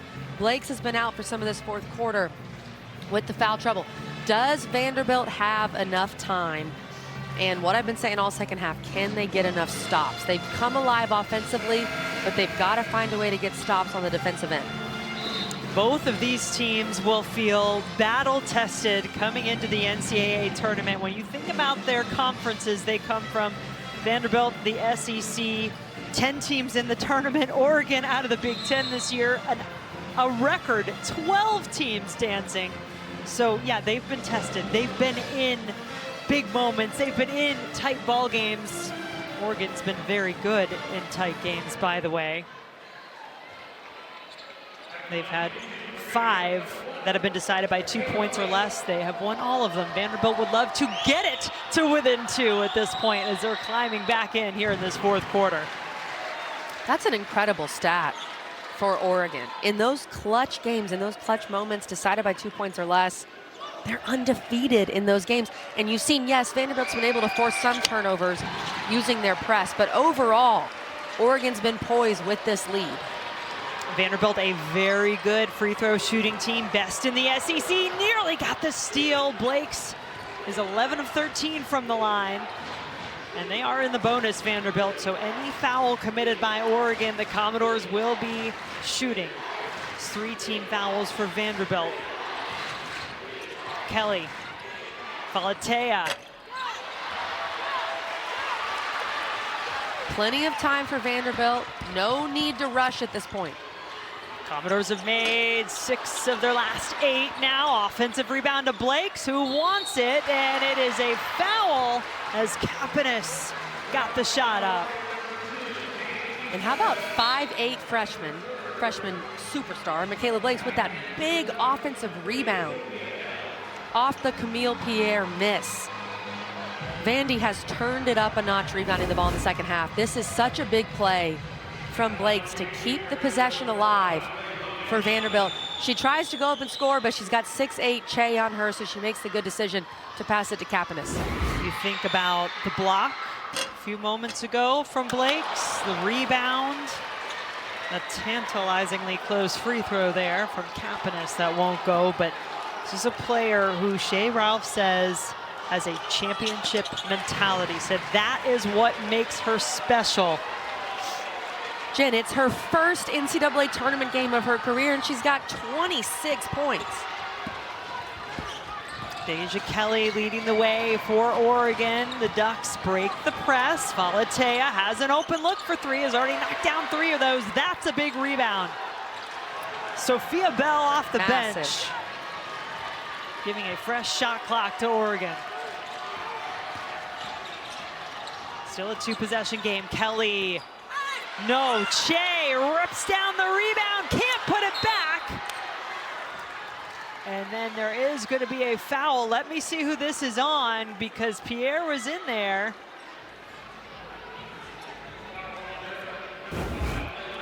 It's on Kapanis. And Philly Che boxing out Michaela Blakes. Goes back up with it, gets her own rebound. She's being hounded inside by a bunch of white jerseys. Vanderbilt giving up too many offensive rebounds on that possession. Kapanis committing the foul. Pierre had it in her hands, and now Blakes takes it away. Pierre from Blakes, yes!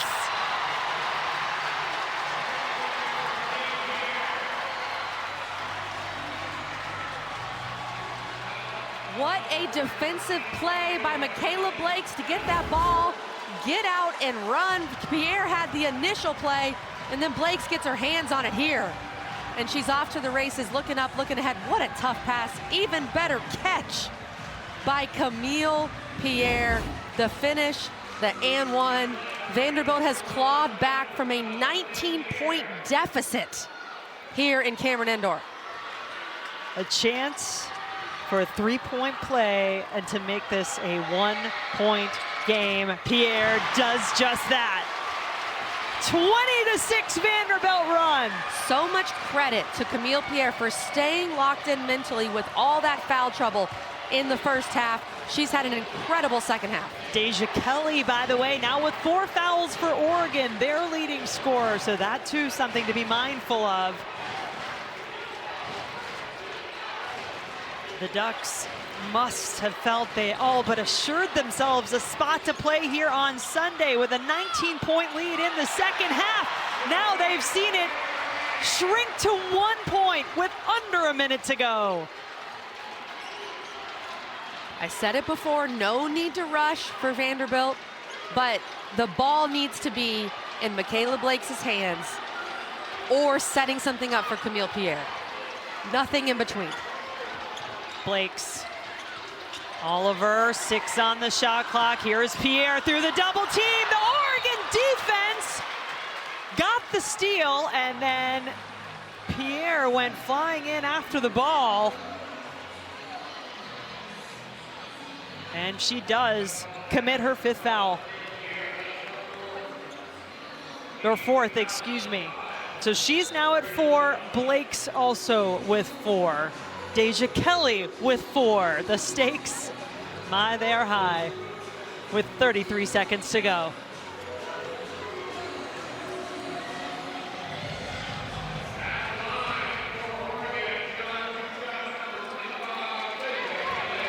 Deja Kelly at the free throw line. The Ducks have been in a drought.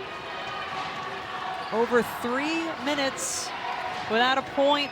0 for the last 7 from the floor. Can Deja Kelly drum up a few from the free throw line?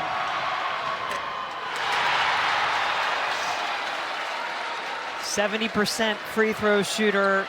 Her first free throw miss of the night. She's 5 of 6.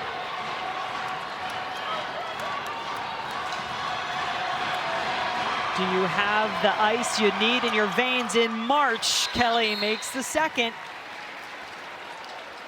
Timeout called. Vanderbilt can advance the ball down to 33.4 left. Kelly, what does Vanderbilt need on this possession?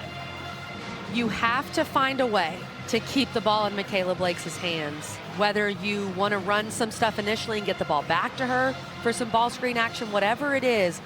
To me, the ball has not been in Michaela Blakes' hands enough in the final 5 minutes of the game. She's made plays in the open floor, but in the half court, I am living or dying with Michaela Blakes. If you want to get Pierre involved in the action, let her attack the glass, love that. But the ball needs to be in the hands of one of, if not the best freshman in the country, your All-American, Michaela Blakes. And she's been a big part of this run. Vanderbilt forcing turnovers to get back in it. They trailed by as many as 19 earlier in this game, have come back in the fourth quarter, plus 10 in this quarter. They've been fantastic in a situation where we thought, I think a lot of people watching, Jen, thought Vanderbilt was just done. They were able to climb and claw back in this game, but I want the ball in Michaela Blakes' hands if I'm Vanderbilt. Commodores get it to Blakes. She lost it in traffic. It is a jump ball possession. Arrow favors Oregon. And that was a quick play for Vandy. They didn't really let much develop. They went very quickly. They had a full shot clock. They had all the time in the world. I'm not sure that's what Shea Ralph wanted in that situation, to go that quickly. And for Blakes, of course, she was just trying to draw a foul, didn't really have a look. Vandy had a lot more time there than what they used. Well, Oregon just used their last timeout, so the Ducks can advance it. Up 2 here. Let's talk strategy now on both sides, Oregon and Vanderbilt, on this possession. The clock is your friend if you're Vanderbilt. However, with the foul situation, we'll see what, the clock is your friend if you're Oregon. We'll see what Vanderbilt chooses to do. If I'm Vanderbilt, I'm going for that steal quickly. They've been forcing turnovers. They've been wreaking havoc. 1 or 2 traps. I would even let 2 traps happen before I foul, because you've been so successful forcing those turnovers. You've got to find a way to put some game pressure, like you have throughout the fourth quarter, on Oregon. Force a turnover. I think sometimes teams foul a bit too early in this situation. You've got a lot of time left. I would try, because I'm so good defensively if I'm Vanderbilt and forcing turnovers, use that to my advantage. Try to force a turnover instead of fouling right away. Commodores average over 12 steals per game. That's top 10 in the country. They force an average of 21 turnovers. They forced Oregon into 19 tonight. 19 points off of those turnovers for the Commodores. And remember, if they do commit a foul, it has to be someone other than number 1 and number 12. Blakes and Pierre both with 4. That's a great point, Jen. With this game, and there's a lot of time left, that's the other thing Shea Ralph has to be saying in that huddle. It can't be Blakes, it can't be Pierre. You cannot just give up a foul and take yourself out of the game. So plenty at play here as Oregon gets ready to put the ball in bounds. No timeouts remaining for the Ducks. 1 left for Vanderbilt.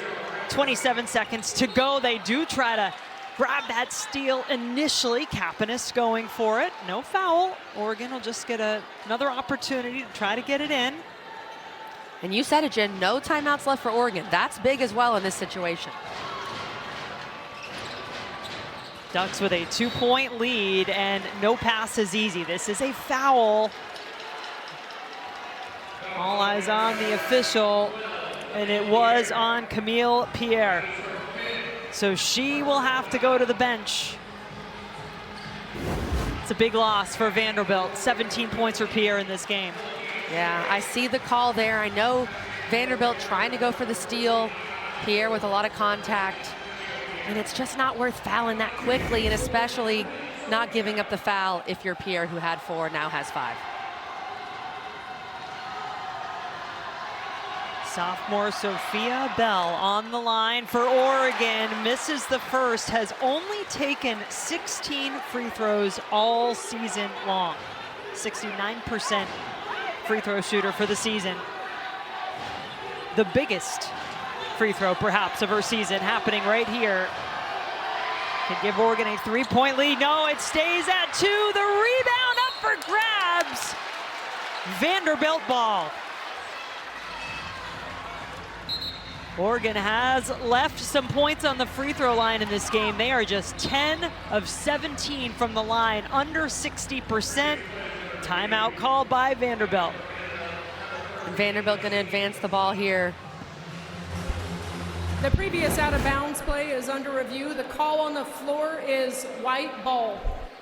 So you get a really great look at it here. Whose fingertips? It looks like that's pretty clear that that is off Scott, and that was the call on the floor that it will be Vanderbilt ball. But why not look at it, right? Sure. You can do that in the final 2 minutes of the game. Our officiating crew going to the monitor to check that just to be certain they got it right. This is March. You got to do your due diligence, but I think that's pretty obvious that that is off of Peyton Scott as she is falling out of bounds with the basketball in almost into the arms of the Oregon Duck. I think that's pretty clear. But for Vanderbilt in this situation, look, I'm a broken record. I am living or dying with Michaela Blakes if I'm Vanderbilt. She has 26 points in this game. She's the leading freshman scorer in the country. But you also don't have to go so quickly. They went so quickly last time. The call on the floor is confirmed. White ball. The game clock will be adjusted to 24.1. So a little clock adjustment in there as well. But you're right. Michaela Blakes did go early last time, and she lost it. You do not have to go that quickly. You can let something develop.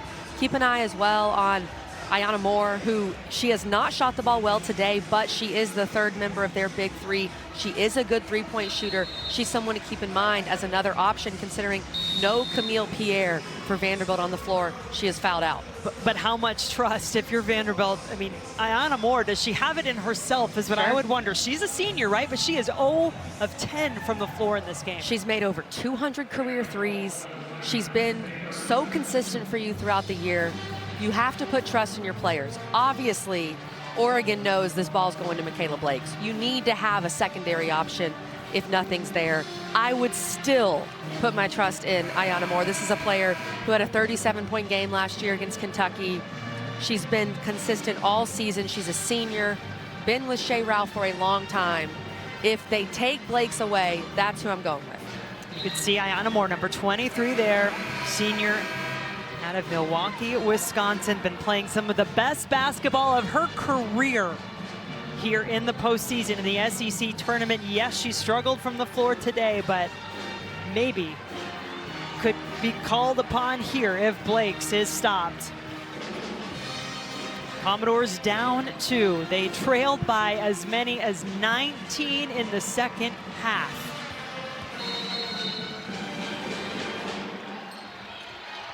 Oliver ready to inbound, and here we go. In the hands of Blakes it goes. Commodores need 2 to tie, a 3 to win. Is Blakes gonna take it in herself? That's what the defense is thinking. She passes it off. Moore, another pass off the glass and in from Kapanis for the tie. No timeouts for Oregon. What a play by Ayanna Moore. She was the second option. She drew the defense, dished off to Kapanis for the 2. Ducks taken away by Oliver. The shot from 3 at the buzzer. No foul called on that putback attempt. That's what Oregon is wanting. But we are going to overtime.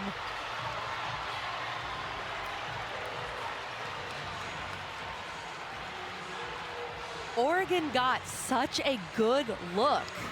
That was a good decision to kind of throw the Hail Mary pass, just see what happens. And this is a good look from 3 for Sophia Bell. Just misses on the front iron. And then I honestly like the no call there. I don't think there was much contact. You don't want the game to be decided in that way. And they go to Ayanna Moore. They take Blakes away. They put the ball in the hands of Ayanna Moore, and she makes a great decision. And how about Leilani Kapanis, the Penn State transfer graduate student? She was very productive at Penn State, only averaging about 4 points per game here at Vandy, but makes perhaps the biggest shot of Vanderbilt's season. 8 points, 8 rebounds in the game for Kapanis, and Vanderbilt, Kelly, coming all the way back from 19 down. So how do you reset things now that both teams are headed into overtime? Look, this is March. This is what we love, the comeback from Vanderbilt. No team was ever out of it. The fight from the doors to get back in it, led by Michaela Blakes. But here's the big thing for Vandy. No Camille Pierre. She fouls out, which is why you can't afford to pick up those fouls late. She won't be available here in this overtime period. They've got to rely a lot on Michaela Blakes. And how about Ayana Moore making that huge pass to Kapanis? Now Blakes with 4 fouls, Deja Kelly also with 4 fouls, and this was the big play that Vanderbilt made to tie this game up. Che has to come up. You've got to respect Ayana Moore and her ability. And then you really can't say enough about Kapanis. She has 8 points in this game. She's a 5th-year senior, maybe hasn't played the role she thought she would on this team, but she has stayed ready for Vanderbilt. She also has 8 rebounds, by the way. She's been phenomenal in this game here for the Doors. Be ready. That is the message from every coach across the country, not only to those starting 5, but to everybody on their bench, because you never know when your moment might come to help carry your team and keep your season alive. And Jen, it feels like the momentum favors Vandy, right? But to not have Camille Pierre for this entire overtime is very tough for the Doors. Keep an eye as well. Deja Kelly has 4 fouls for Oregon. Vanderbilt outscored Oregon 24-12 in the 4th quarter to get us here to overtime. The Ducks playing in overtime for the first time this season. Vanderbilt, this is their 2nd time they had 1 win in the regular season. Blakes also has the 4 fouls, so those guards have to be careful for both teams. The Vanderbilt defense really started to rear its head in their comeback in the 2nd half. The Ducks passing around. Sophia Bell had the look at the 3 at the end of regulation. Che is fouled. Che just continuing to go after those offensive rebounds, making her presence the 2nd tallest presence in this tournament at 6'8", felt inside for Oregon. And number 13 for Vanderbilt, Justine Pissot. They're going to rely on her a lot in this overtime. She's playing instead of Camille Pierre. She's got good size at 6'4", and they're going to need her. She played some in the first half. That was her 3rd foul, so she's got a couple, well, 1 more to work with, trying to defend Che inside. And Philly Che has been more of a presence on both ends of the floor as this game has gone on.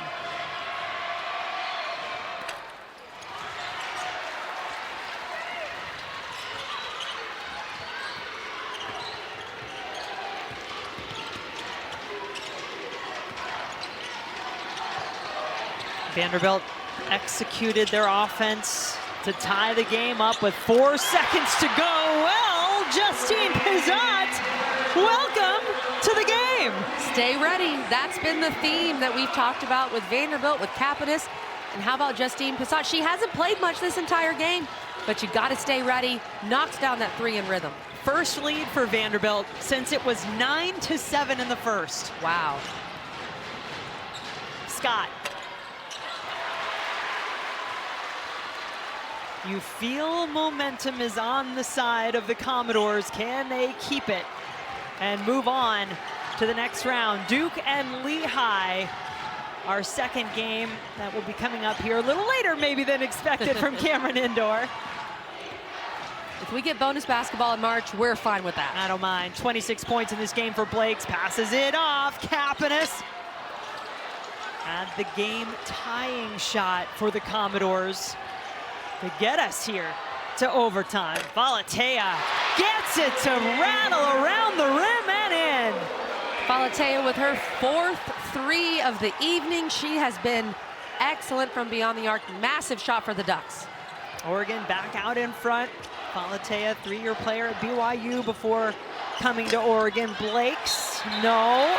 Che is going to get whistled for the foul on the rebound attempt.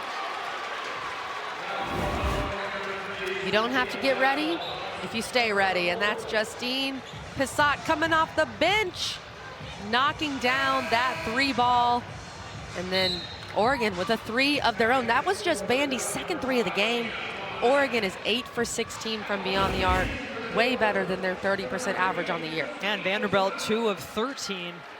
So that last foul was on Sophia Bell, actually. That was her 4th. And it puts Justine Pissott on the free throw line, a 6'4" junior out of Toms River, New Jersey.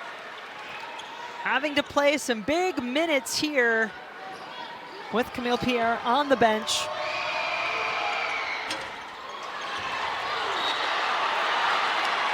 Well, Blake's got a similar call earlier in this game when she was tussling with Philly Che in the paint.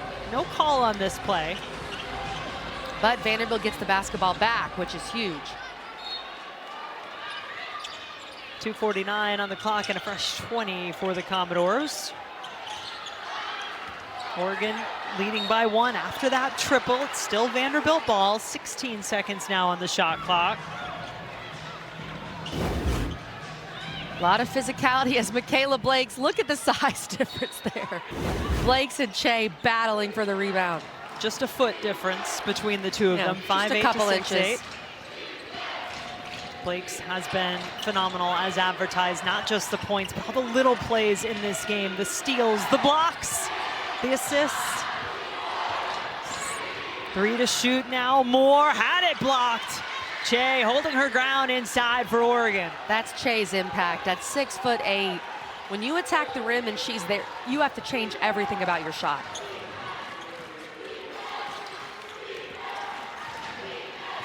Falatea, 4 threes in the game for Oregon. She has been their best outside presence all season long. 8 seconds now. Deja Kelly with 19 points in the game. Scott steps into her shot, hits it before the buzzer. Peyton Scott has made some big shots, clutch shots for Oregon tonight. And you look around that Oregon team and it is graduate students, senior, graduate. There are some players who want to continue their seasons and their careers. The bank working for Ayana Moore. Tied up at 73. 1:30 to go in overtime. What a first round matchup this has been. 10-seeded Oregon leading by as many as 19 points in the second half in this game. Vanderbilt coming back to tie and force overtime. Deja Kelly can't get the roll. What a big rebound that was. And then the foul committed. Amina Muhammad. Big offensive board for the Ducks. We've seen truly everything in this basketball game. Peyton Scott with the big bucket, and then Ayana Moore, who had not made a field goal in the game prior to banking in that one.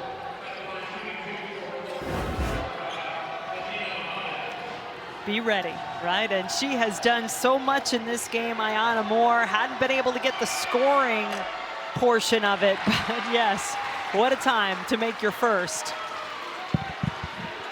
The free throw struggles continue for the Ducks as Muhammad, she's one of the worst from the line for the season, just 58%. She's 1 of 4 in the game. The Ducks as a team, 12 of 21. But that one gave Oregon a 1-point lead. Offensive foul! That's gonna put Blakes on the bench. 26 points, and Michaela Blakes' day is done. That is huge. And what a play by Peyton Scott.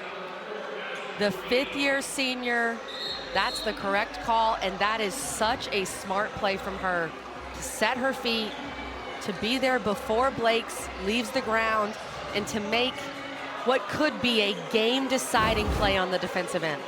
Peyton Scott spent 4 seasons at Miami, Ohio, came to Oregon last year, picked up a season-ending injury in the first game of the season, and now is trying to extend her career for one more game. What a play. About 20 seconds difference between the shot clock and the game clock. That is a foul, and that's 5 on Kapanis. So all of the game-changing players for Vanderbilt are going to the bench, fouling out. And Deja Kelly just trying to get to the basketball. Kapanis with a lot of contact. And she can't believe it. Three Vanderbilt players have fouled out. Fair or not? You think? That was a lot of contact. That was a lot of contact, denying the basketball to Deja Kelly. And it's just not necessary. You're so far from the rim in that situation. Let Deja Kelly get the ball and then play defense. So now who will step up and be the hero for this Vanderbilt team with Blakes, Pierre, and Kapanis all on the bench? Deja Kelly struggling from the free throw line toward the end of this game. Missed one in the fourth, misses one now in overtime. 20 points in the game though with that free throw to make it a 2-point Oregon lead. And Vandy not using their timeout. Gonna go ahead and dribble it up and get into their offense. You'd think Ayanna Moore is gonna be a big part of this play. Those players on the bench hoping their teammates can give them a chance to play another day. Moore had it knocked away, was able to pick it back up, had to try to shoot over Che, couldn't do it. Who has the rebound but Peyton Scott? How tough is it, Kelly, to try to run your offense when you're missing not one, but at least 2 of your biggest players, and 3 if you count the way Kapanis has played tonight? I mean, when you're missing 2 of the best players in the country, in Michaela Blakes and Camille Pierre, without a doubt 2 of the best in the SEC, the highest scoring duo in the nation, both on the bench having fouled out. Ayanna Moore just didn't have enough, and there weren't enough weapons around her to make Oregon respect her options to pass, and Moore could not get a good shot off. Scott, the best free throw shooter on this Oregon team, but sometimes just as good shooting can be contagious, so too can missing your shots. And Vandy does have that timeout that they've saved, but you got to get the rebound to call a timeout. That's an 83% free throw shooter. Just missed them both. Finally there, a foul is committed, but it is Scott who will get a chance to shoot a couple more. Pizat picking up her 4th.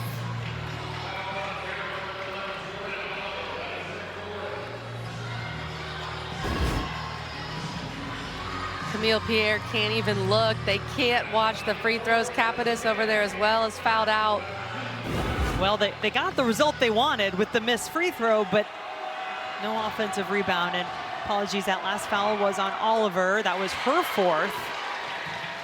Scott, a little sigh of relief as she puts that one in. The next one, the big one, to make it a 2-possession game. She does. Now Vanderbilt does use the timeout so they can advance. But while they figure things out, we'll take a quick break. Be right back to Durham.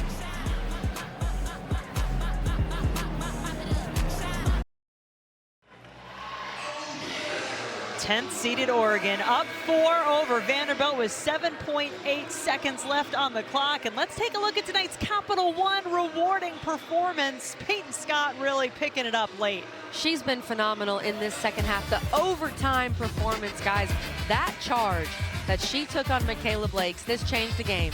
If Blakes is still in this game, who knows? But so many things could be different when the leading freshman scorer in the country gets taken out of the game because of that. And that was a great play by Peyton Scott. She's hit some clutch shots. She's got 13, 6, and 5 in her first ever NCAA tournament game. And on cue, Scott gets her hand to the ball. You saw that look on her face. Does that not look like someone who is going to will their team to another game, continue her season for another game? Absolutely. That's what we love about March, these players finally getting an opportunity. For Vanderbilt, you got to go quickly, just need some points. The three misses in Oregon, making more magic in Durham, just like they did in 2017 as a 10 seed, upsetting 7-seeded Vanderbilt. First double-digit seed to win outside of the first 4 games in this NCAA tournament. What a basketball game. This is what we love about March. Great performances on both sides. Oregon, in the end, they have just enough, Jim. 77-73, Oregon hangs on to get a date with the winner of what we've got coming up next here in Durham. Lehigh and second-seeded Duke coming your way. That'll be over on ESPNU. Georgia Tech Richmond coming up next here for Kelly Gramlich and our crew. I'm Jen Hildreth. What a way to get March Madness rolling from Durham. The Oregon Ducks moving on.